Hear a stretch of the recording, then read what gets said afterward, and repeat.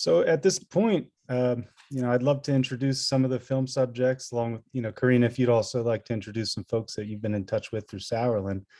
We've got Ted, we've got Jared, the filmmaker here, Jared Rosenbaum, Jess Niederer, Stephanie Harris, Jen, we've got Jen, the naturalist.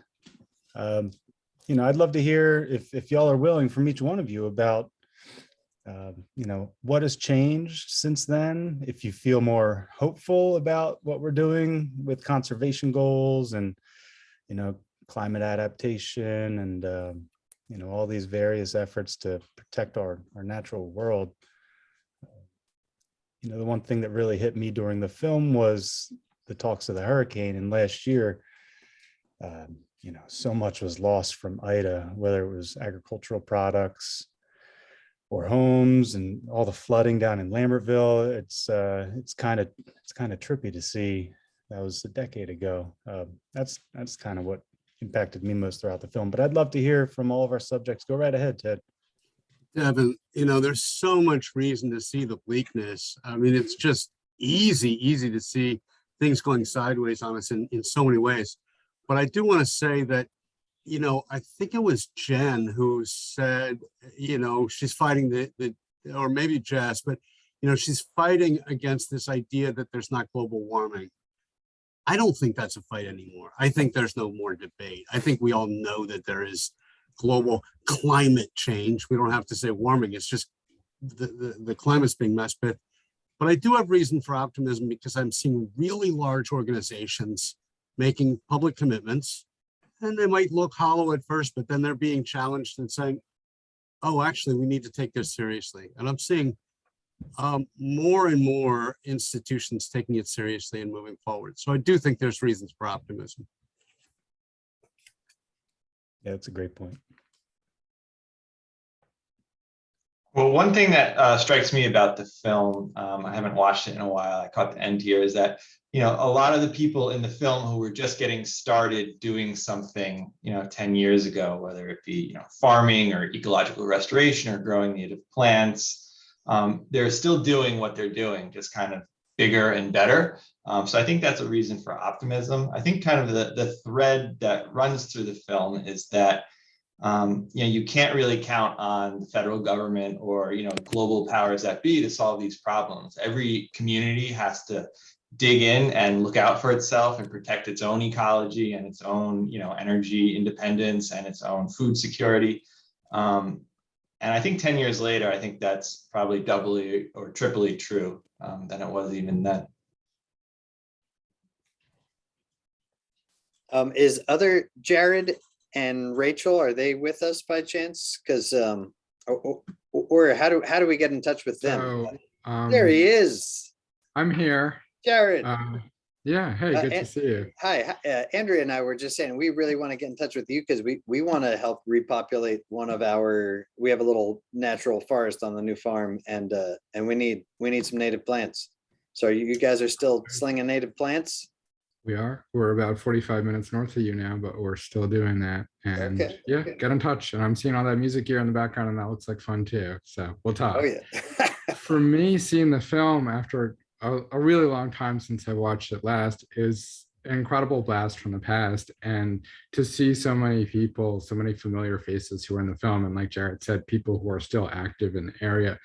One of the things that seems to have changed a lot for me, or rather from my perspective, is that I feel like at that point, 10 years ago, the Sourlands had less of a regional identity. It was less well known outside of the Sourlands, and even inside of the Sourlands, I think it hadn't coalesced to the extent that it has now. And I think between the film and between all the work that the Sourland Conservancy has been doing, there's so much of a stronger both identity and also ability for residents to really connect actively with the nature of the Sourlands. The Sourland Conservancy has done incredible work piloting stewardship programs, having different talks available, hikes, stewardship workshops, ways to rescue amphibians during migration, really a lot of the issues that came up in this movie.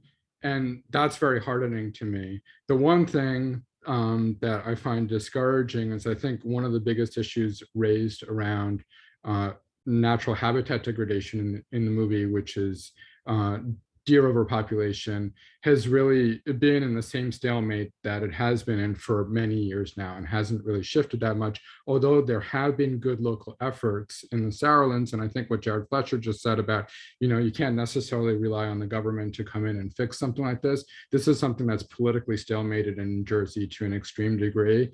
But to the extent that people become more welcoming of the idea of deer management or become involved in on their own, we may be able to, on a local level, help the nature preserve next door. And I think that that is underway, but statewide and really throughout the Northeast and large parts of this continent, it remains completely intractable and sort of horrifying the extent to which deer overpopulation is destroying habitat for native plants and wildlife. I mean, deer overpopulation or Russian olive everywhere you look anymore, it seems. It's pretty wild. So I would like to take exception to what Jared Fletcher said in the sense that not everybody is in the film is still continuing to do what they were doing, only bigger and better. I would like to report that Aubrey Yarbrough got a really, really, really bad case of Lyme's disease after farming in the Sourlands, and she is no longer able to farm. So I think that is one thing that has really increased over the past decade, and that is the tick population.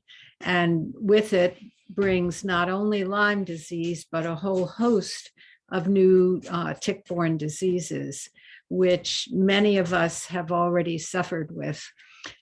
So that's something that we have to be very cautious about when we enter a wooded area now. We always have to be thinking of the ticks. On the other hand, I would like to say that over the past decade, we have seen a tremendous growth of small organic farms in the Hopewell area, which I'm very pleased about. And the pandemic showed us that local agriculture is so important to everybody's well-being. And it was remarkable how our farmers were able to creatively pivot on their marketing schemes in order to bring safe and healthy food to the public during the pandemic. And all of this shows the importance of the local organic agriculture that we have in the Sourlands and in New Jersey in general. Hey, Douglas, take it away. Douglas's iPad. Hi. Let's see, is it working? Am I on now or no? We can hear you, Doug. Okay. Hi. I was just going to make a quick comment. If you're still in touch with the farmer, I have an awesome Lyme doctor. Because you said your farmer had Lyme, Max DeShaw, Morristown Infectious Medicine. I had Lyme that they thought they had a brain tumor and it was just horrible. And Max DeShaw, yeah, Morristown. So I'm suggesting if you have a problem with Lyme, he's the guy. He used to treat AIDS and he thought Lyme, and it was too easy, so he started doing Lyme. So just because, yeah, I was having problems. And so if you can get in touch with your farmer, that was the person that got me right. And obviously spend a lot of time in the woods. I know some of you folks, and I've had the Lyme, so that would be helpful. I was just going to make another comment. We finally got our forest stewardship plan in. And so there are some positive things. Now we have forest stewardship, which means that if you manage your land for environmental benefit, you can get a tax advantage, and that tax advantage sort of helps drive good behavior. And it's nice that that finally happened in New Jersey. Folks were working on that for years. And the rules just about a year and a half ago went through. So if somebody has like a smallish wood lot, just something with over 5 acres, you can do that. And that's a nice development. And the other positive thing I would say is we don't really have sun where we are in the Sourlands, but we were able to buy into a community solar, so we can now get solar. So there is a lot of, you know, I would love to have my own array, but I just don't want to cut down trees to do it. So there are a lot of positive developments that have happened recently. And I'll just say for Jared, I know years ago you were looking through the woods, say we should do a management plan. We finally did it. So hope everybody's doing well. So that's it. So, but Max DeShaw, if anybody has Lyme, he's the man. Awesome. Thank you. I am a chronic Limer myself. So Jared Flesher, any exciting projects you're working on upcoming now besides raising 2 wonderful little ladies? Yeah, well, thank you, Tony. That's a filmmaker's favorite question, you know, talking about what's next. So actually, I'll mention briefly, the last film I made, we actually screened just on Saturday in Asbury Park at the Garden State Film Festival, film called Pine Mud, which is about the destruction of the New Jersey pine barrens by illegal off-road vehicles, and a young conservationist down there who's trying to convince the state to, you know, get off their hands and do something to protect the forest. So I'll post a link to that if anybody's interested.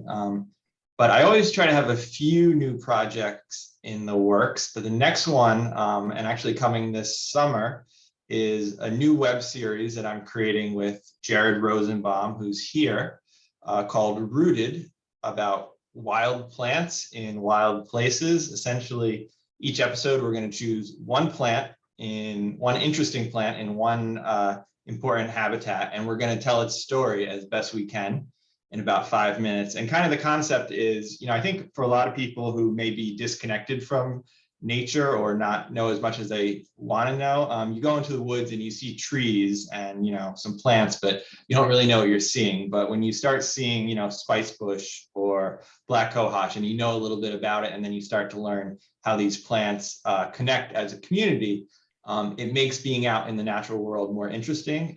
That's certainly been my experience. And then it makes you ultimately want to protect these places because they are places that you start to feel are your home. So that web series, again, it's called Rooted. And if you're interested in learning more, I send out occasional, you know, updates. I'm also going to post the link to my website where you could just kind of fill out a form and you'll get on my email list. Do you guys have like a Kickstarter, a donations collection plate for people that believe in, because this sounds like an awesome project, and maybe somebody out there wants to throw some funds your way. Do you guys have a way to? We may eventually. So we're starting this the series, the first 4 episodes up in the Highlands, and we got some sponsorship from the Highlands Coalition and some individual donors. Some of you may know Scott and Helen McVeigh. They were big sponsors to start. So we're not Kickstartering it yet, but most of my films through the years, including Sourlands, including Pine Mud, were made just by basically going to people in the community and saying, this is what I'm doing, you know, support me if you want to. And I could definitely see Rooted eventually going that way as well. Yeah, so everybody hears that. If you got any people that might want to throw some money towards this wonderful project, Jared and Jared squared right there. They'll take it. It's wild. Yeah, and you know, after we finish with the Highlands, you know, certainly we may come down to the Sourlands, the New Jersey Pine Barrens, the Jersey Shore, the Delaware Bay. There's lots of interesting corners of the state. So we hope that, you know, if the series does well and finds a following, you know, it's not just a one-off or two-off thing. We hope to keep it going. Awesome. Does anybody else have any great questions or thoughts? Differences in Sourlands from then till now? Yes, my name's Arian. Pleasure to be here. Stephanie, good to see you again. It's been quite some time. Jared, what is your email address, contact information? You have it there? Okay, good. Okay. Yeah, so I just Fantastic. posted in the chat my website, 100yearfilms.com. And if you're interested in my previous film, Pine Mud, you could rent it for like $3 online. I also like to talk with Ted at some point. I was spent 12 years with the great Dr. Zoltan Kish, who was the guy that put those panels on the White House, okay, when Carter was the president. So we have a beautiful technology that does some of the things that you talked about, Jared. Able to take God's sun and basically use the sun as a refinery to produce water, heat, transportation, fuel, basically create a sovereign structure, if you will. So I like to talk with Ted and some of the techies, okay, about that. Okay, move that forward. Great, thank you. So I've got a question for the farmers in the group. Aubrey, had a short bit about the very, very hot weather, drinking from the hose, washed themselves off with the hose because it was just scorching. Who out in the fields last year felt that it was the hottest they've experienced? Because I was literally getting scalds on my arms from sulfur in the vineyard, and half the crew was out feeling nauseous from heat exhaustion. I mean, Tony, Jess, anybody else really feel like last year, maybe around June, July, it was just unbearable? How is your labor force adapting just as well as the plants? Or even Jared, how are your native plants adapting to all these climate shifts? Yeah, Devin, I could start off answering that if my sound's coming through. Okay. All right. Yeah. So the inconsistency of the weather, both heat and extreme wind in a lot of the cases, I think is one of the limiting factors for us for who will stick with farming in the long run and not get too worn down by it. I mean, last summer we were doing really odd work hours that were pretty tough on there's a number of people on our farm who have young families, and it's pretty hard to try to move to a somewhat nocturnal work schedule around kids and babies and stuff. And in the heat of the day, we were just doing frequent vitals checks. So literally like respiration rate, heart rate checks to make sure we weren't working to the point of heat stroke. And I don't think that's going to be changing for us. Have you had any of your typical crops become less marketable? I mean, obviously lettuce bolts quickly, but have you had anything noteworthy? We've so far been able to work around supply issues. So we've been able to make sure we have consistent supply by being on top of research about what crops are tolerant of the extreme weather and tweaking our planting schedules really aggressively and proactively as needed. That's not to say that that's always going to work, but so far that it's been fortunate. I guess I would say, it's you have to be reading research papers to be a really good farmer with this kind of climate, though. Gotcha. This summer, we weren't planting vegetables, but we were planting trees. I don't know if you can hear my son in the background, just ignore. But we had issues too with our interns that they were getting overheated. And so, they'd start planting at 7 o'clock in the morning and only be able to work till about noon. And then that was it. They'd had to call it a day because it was just too hot. And they were not even working in a field. They were working, in the middle of the woods. But, I think that a lot of times people don't take that into consideration.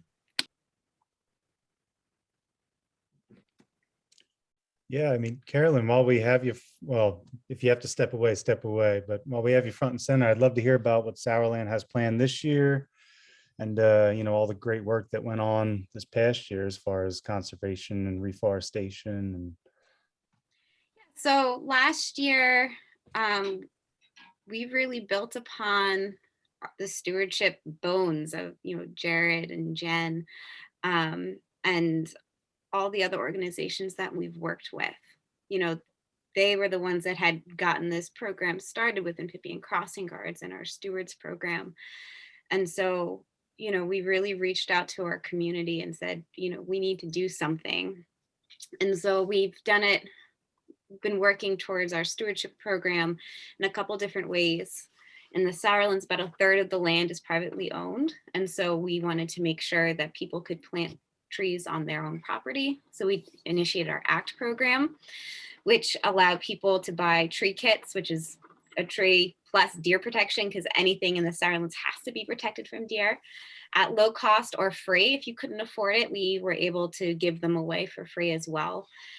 And then we did group plantings and intern plantings, and we planted between the whole program with ACT, the interns, and our group plantings, we planted 11,300 trees last year between April and November.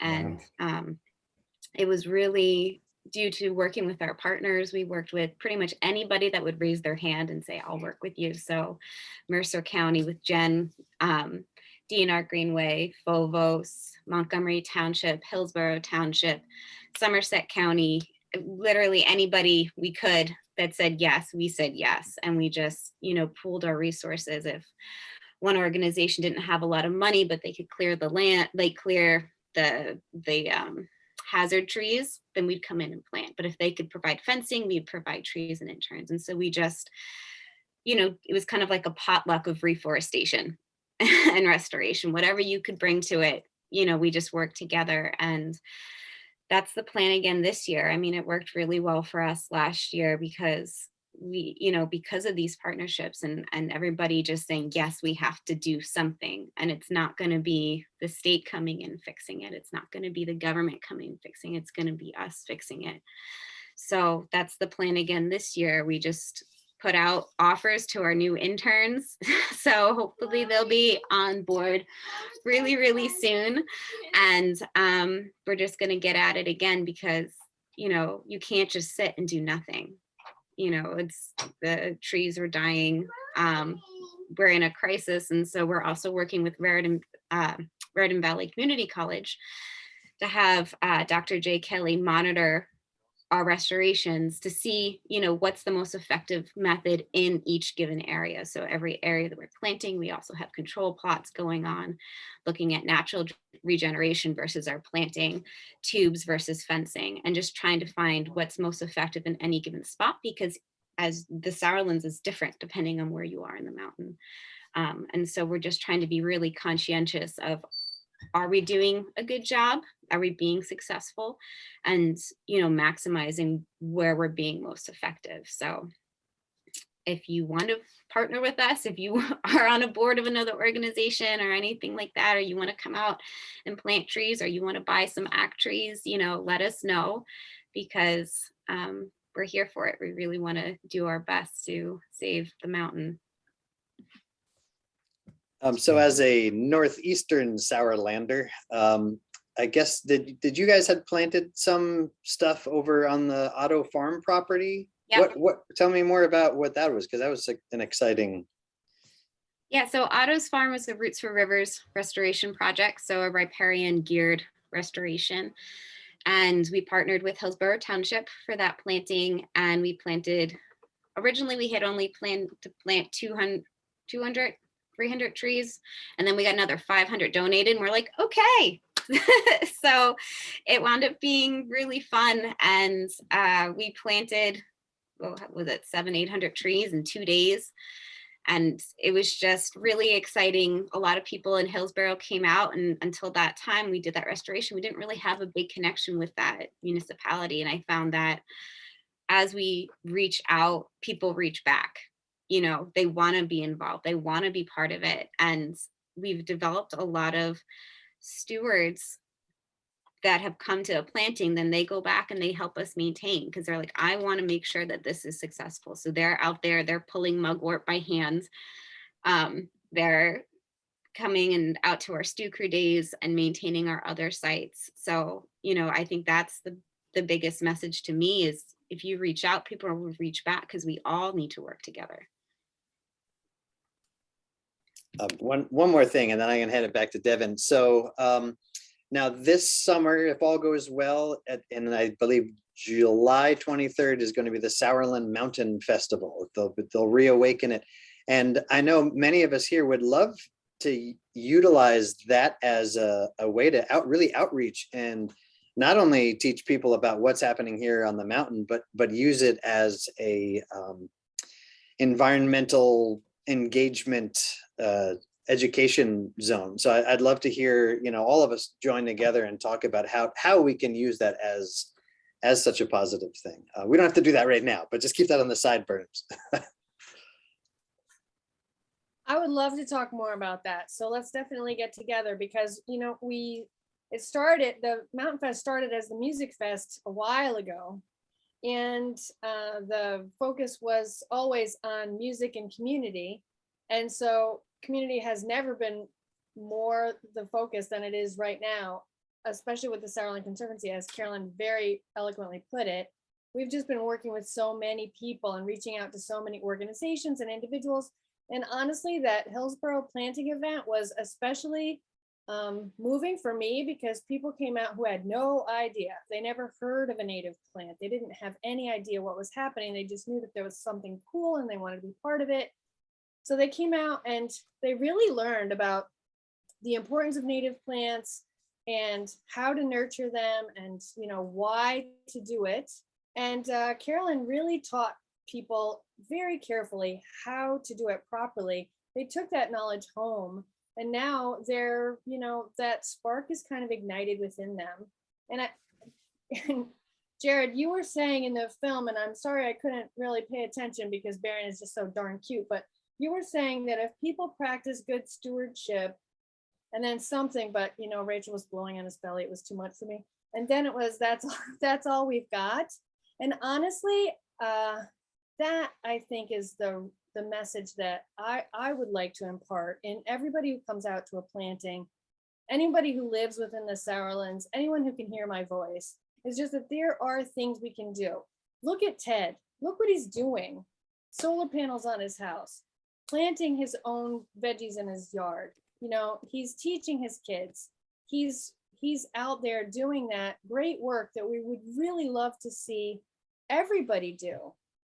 Laura, I gotta stop you. I think the important thing that Jared put, I think he said an almost typical American home. Like, we're not way outside the box. What we're doing, what we're doing is really fairly straightforward and not all that hard.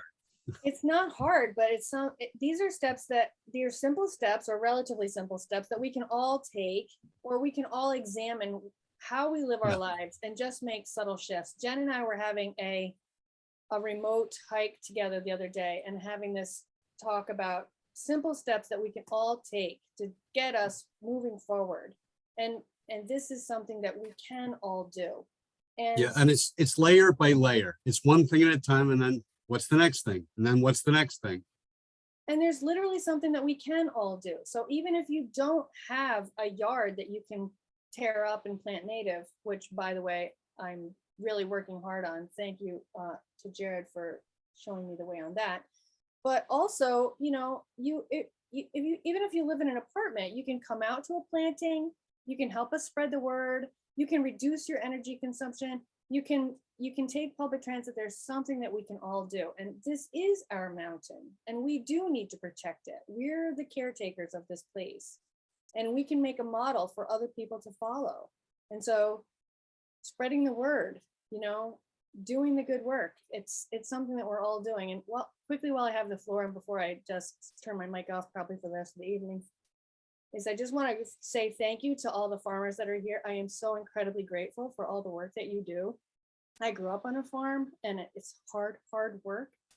And you kept us all going. This pandemic really showed us how fragile our food systems are, and you literally fed us and kept us and nurtured us through this really, really terrible time.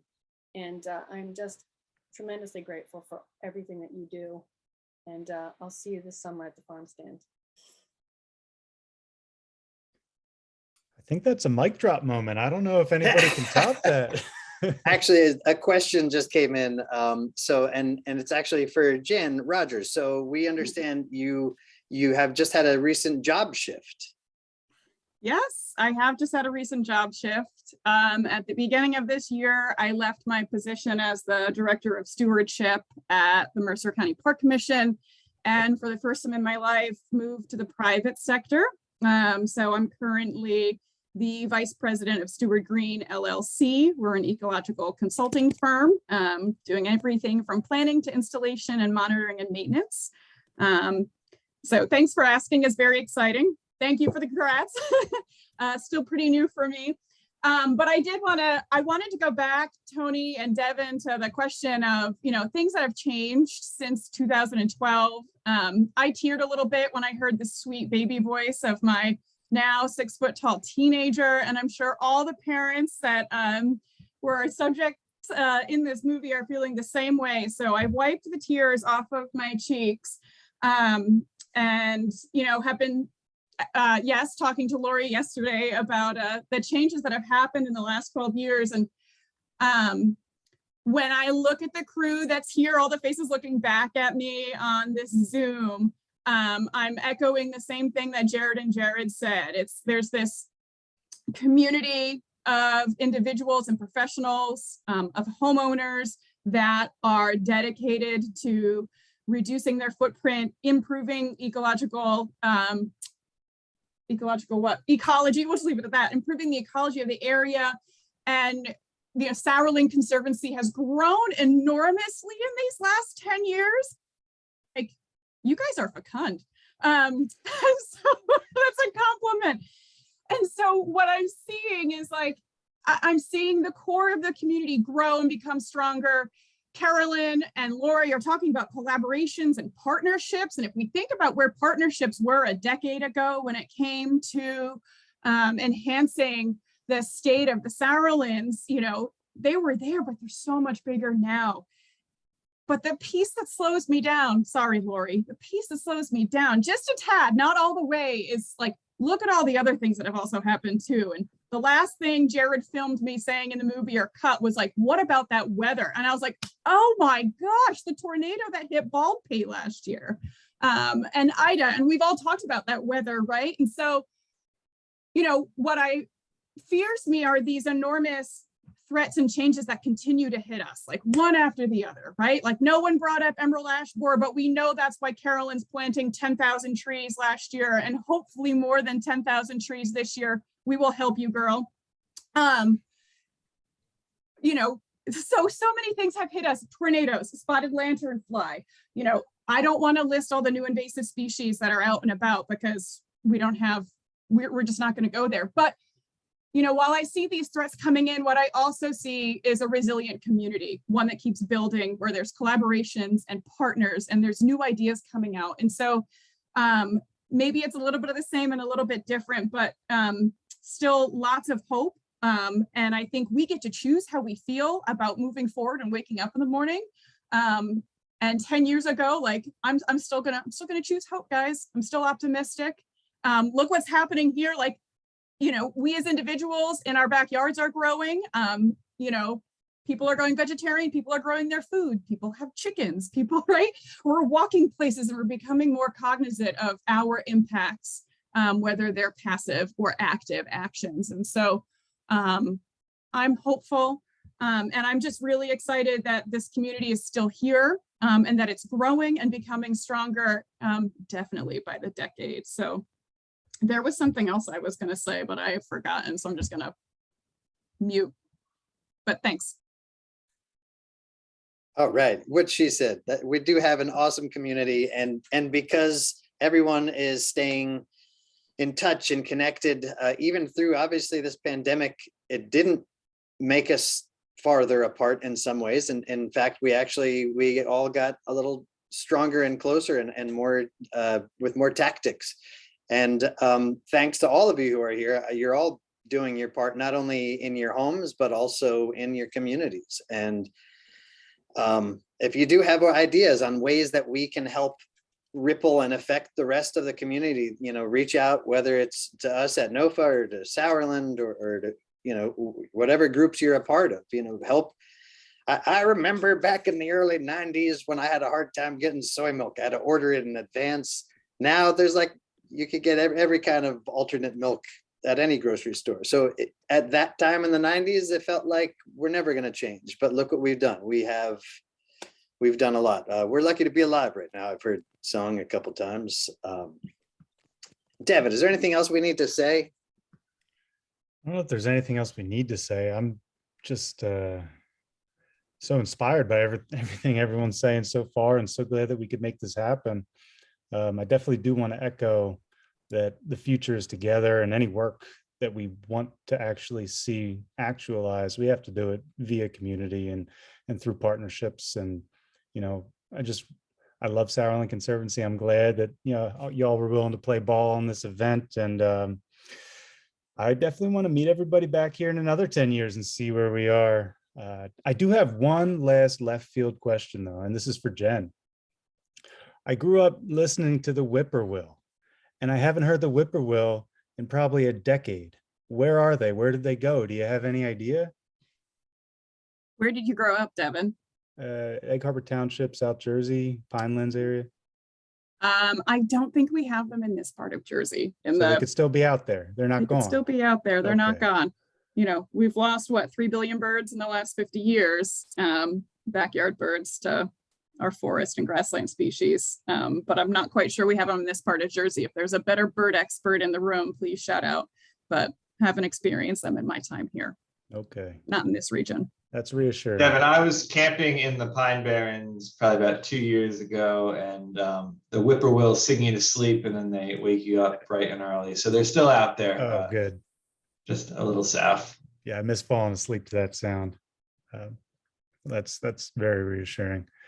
Yeah, thank you all so much for taking part in this, all the film subjects, all the Sourland staff, Tony for screening the film, and everyone for attending and supporting NOFA-NJ, supporting Sourland Conservancy. Head to our individual respective websites to see how you can continue to contribute and support organic farming in the state, conservation in the state, and maybe we can all meet up for a hike on the Sourland someday. I'll leave that in your court to set up, Laurie or Karina or Carolyn. Anybody have anything else before we close this one out?